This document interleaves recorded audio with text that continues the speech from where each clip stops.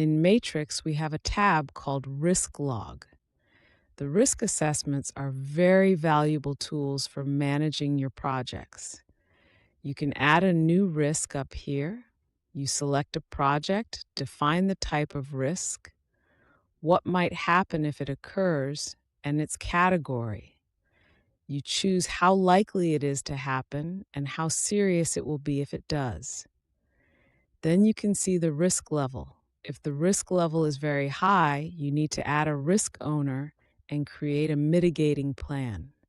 Then you just create the risk. If you already have a risk and need to create a mitigating plan, click the button up here.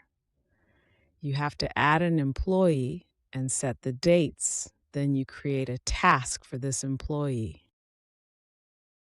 You can easily change your risk level threshold in the settings down here.